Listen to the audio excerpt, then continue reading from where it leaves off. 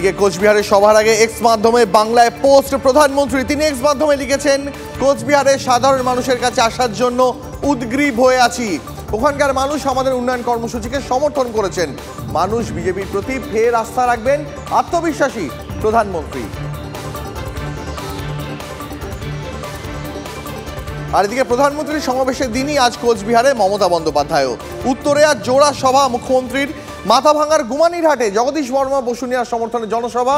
এরপরে মালবাজারও সভা তৃণমূল নেত্রীর। কাল মুখ্যমন্ত্রীর হস্তক্ষেপ, আজ খুলে গেল মালবাজারের সাইলি চা বাগান। মুখ্যমন্ত্রীর সভার দিনই খুলল বন্ধ চা বাগান। 5 ফেব্রুয়ারি থেকে সাইলি চা বাগান বন্ধ ছিল। 6 এপ্রিলের মধ্যে মেটানো হবে বকেয়া মজুরি। 30 জুনের মধ্যে বকেয়া বোনাস মেটানো হবে। সাইলি চা বাগানের সমস্যার কথা প্রথম তুলে ধরে TV9 বাংলায়।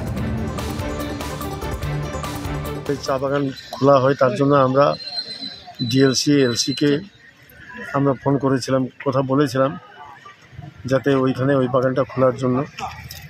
তার সাথে সাথে আমরা চা বাগানের মালিকের সঙ্গে আমরা যোগাযোগ করেছিলাম যে চা বাগান আপনি বন্ধ করে রেখেছেন, যাতে ইমিডিয়েটলি তার ব্যবস্থা করেন।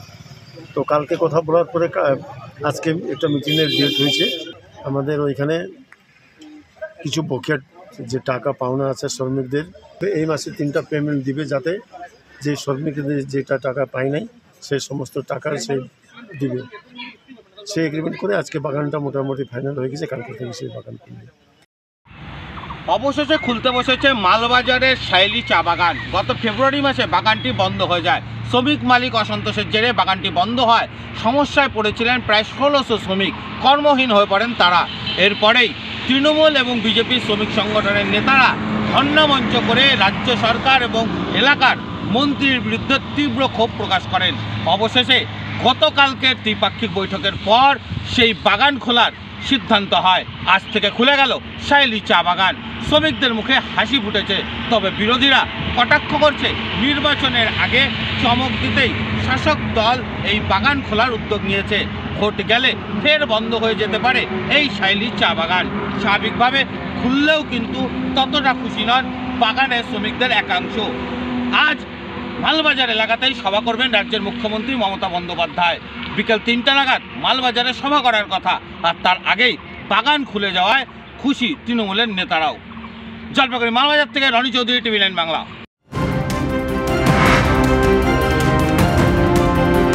এই মুহূর্তে একটা গুরুত্বপূর্ণ আপডেট আপনার জন্য। ওয়াটগঞ্জে মহিলা খুনের ঘটনায় গ্রেপ্তার ভাসুর স্বামী পলাতক। ওয়াটগঞ্জে মহিলার বস্তাবন্দি রক্তাক্ত দেহ উদ্ধার হয়। মোবাইল টাওয়ার ডাম্পিং প্রযুক্তি ব্যবহারে ওয়াটগঞ্জের খুনের কিনারা করে কলকাতা পুলিশ। আরো বিস্তারিত জানবো, আমার সহকর্মী দীক্ষা ভূঁইয়া রয়েছেন আমার সঙ্গে টেলিফোন লাইনে। দীক্ষা, দেখো, মঙ্গলবার দুপুর 3টে নাগাদ ওয়াটগঞ্জ থানা এলাকার সত্যদত্তা রোডের পাশে ফাঁসিলঘেরা পরিত্যক্ত জায়গা থেকে প্লাস্টিকের ব্যাগে দুর্গার দেহাংশ পেয়েছিল। দুর্গা সরকার 35 বছরের মহিলা তার দেহাংশ পেয়েছিল। সেই ঘটনায় হোমিসাইড অর্থাৎ লালবাজারের গোয়েন্দা এবং ওয়াটগঞ্জ থানার যৌথ অভিযানে কালকে তার ওই যেখানে বাড়ি, সেই বাড়ি থেকে অর্থাৎ তার ভাসুরের বাড়ির সামনে থেকে সত্যদত্তা রোড থেকেই তার ভাসুরকে গ্রেপ্তার করা হয়েছে। প্রাথমিকভাবে জানতে পারা যাচ্ছে 2টি কারণ রয়েছে এই খুনের পেছনে। যেহেতু দুর্গা সরকারের স্বামী ধনী সরকার তিনি অর্থাৎ তিনি মাদকাসক্ত ছিলেন এবং তাকে একাধিক বা নেশার মুক্তি কেন্দ্রে পাঠাতে হয়েছে, অর্থাৎ তিনি কোনো কাজ করতেন না এবং তার যে ছেলে এবং স্ত্রী তার সমস্ত দায়িত্ব পালন করতো এই ভাসুরকে। এবং ভাসুর আরেকটি ঘটনা, ভাসুর কিন্তু তান্ত্রিক যে মদ চর্চা, সেই তান্ত্রিক চর্চাও করতেন এবং সেখান থেকে দুর্গা সরকারের স্বামী মাদকাসক্ত থাকা তার সঙ্গে একটি সম্পর্কে জড়িয়ে পড়েন এবং সেই কারণেই খুন বলে প্রাথমিকভাবে পুলিশ মনে করেছেন। আপাতত তাকে গ্রেপ্তার করা হয়েছে এবং আদালতে তোলা হবে আজকেই দুপুরবেলা। পরবর্তী ক্ষেত্রে জানা যাবে যে খুনের আসল কারণ কি। অনেক ধন্যবাদ দীক্ষা তোমাকে। উত্তরবঙ্গে যে এক শিল্পপতি চা বাগান কিনে চা শিল্পের উন্নয়নের শরিক হবেন বলে ভেবেছিলেন, তিনি তো ফুলে ফেঁপে ওঠার বদলে মাথায় হাত দিয়ে বসেছেন। কেন দেখুন। তাপ্পি রাস্তা এবড়ো খেবড়ো হয়ে গেলে নতুন পিচ না করে তাপ্পি দেওয়ার চলের সঙ্গে বঙ্গবাসী মাত্রই পরিচিত। চা বাগানেও কি তাপ্পি মডেল? বন্ধ চা বাগান আর বন্ধ বাগানের কর্মহীন শ্রমিক। উত্তরবঙ্গের রাজনীতিতে সম্ভবত সবচেয়ে বড় বোড়ে এরাই। কেন্দ্রীয় সরকার বাগান অধিগ্রহণের আশ্বাস দিয়েছিল, তার বাস্তবায়ন হয়নি বলে অভিযোগ। নতুন মালিক খুঁজে এনে কিছু বন্ধ বাগান খুলে দিয়েছিল রাজ্যের সরকার। তাতেও আন্তরিকতা ছিল কি? বাগান মালিকরা কিন্তু বেকায়দায়।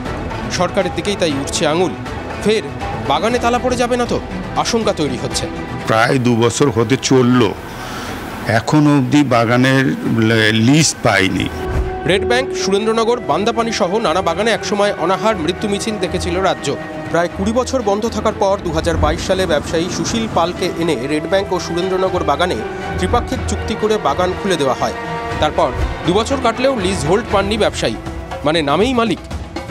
500 একর বাগান নিউ প্ল্যান্টেশন করেছে, 500 একর। এটা কেউ যদি শোনে বুঝতে পারবে তাতে কত ইনভেস্ট হয়। এখন যদি আমি লিজ না পাই, লিজ যতদিন না পাচ্ছি ততদিন আমার একটু সমস্যা হচ্ছে। তো ব্যাংক লোন হচ্ছে না। 3 কোটি টাকার ইলেকট্রিক বিল নতুন মালিকের ঘাড়ে। সরকার ছাড় দেওয়ার পরেও 30 লক্ষ টাকার বিল মেটানো হয়েছে। নতুন বিদ্যুৎ সংযোগ আসেনি, বিপুল খরচে চালাতে হচ্ছে জেনারেটর। 20 কোটি টাকা খরচ করে ফেলেছেন ব্যবসায়ী। লিজ হোল্ড না পাওয়ায় ব্যাংক ঋণ নেওয়ার সুযোগও মিলছে না, দাবি করছেন ওই ব্যবসায়ী। কতদিন টানবো সেটাই কথা যে কতদিন টানবো এইভাবে। একটা মানুষ ঘর থেকে কত চালাতে পারে। উত্তরের গেরুয়া শিবির রাজ্যের শাসককেই কাঠগড়ায় তুলেছে। এরা হচ্ছে গিমিকের রাজনীতিতে বিশ্বাস করে। বন্ধ বাগান কোনো রকমে খুলে দিয়ে তারপরে সাময়িকভাবে সেটাকে প্রচার করা, এবং প্রচার করার পরে যিনি বাগান নিলেন তার কি সমস্যা হলো সেই ব্যাপারে উদাসীন হয়ে যাওয়া। শুধু নামমাত্র একটা কাজ করে দেওয়া হয়েছে, যেটার কোনো পার্মানেন্ট কোনো সলিউশন না। সেটা খোঁজ নেবেন। আপাতত এটুকুই আশ্বাস প্রাক্তন উত্তরবঙ্গ উন্নয়ন মন্ত্রীর। একটা জিওএম করে দেওয়া আছে, শ্রম দপ্তর মূলত বিষয়টি দেখে, সেটা আমি খোঁজ নিয়ে বলতে পারি। বাগান খোলার সময় যে তৎপরতা ছিল সেটা পরে উধাও হয়ে গেল কি করে? তাপ্পি মডেল বলেই কি এই দুরবস্থা?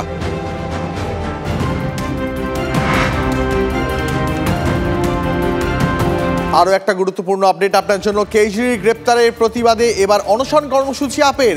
7ই এপ্রিল যন্তর মন্তরে অনশনে আপের মন্ত্রী, সাংসদ, বিধায়করা। অনশনে যোগ দিতে সাধারণ মানুষকেও আহ্বান আপ নেতৃত্বের।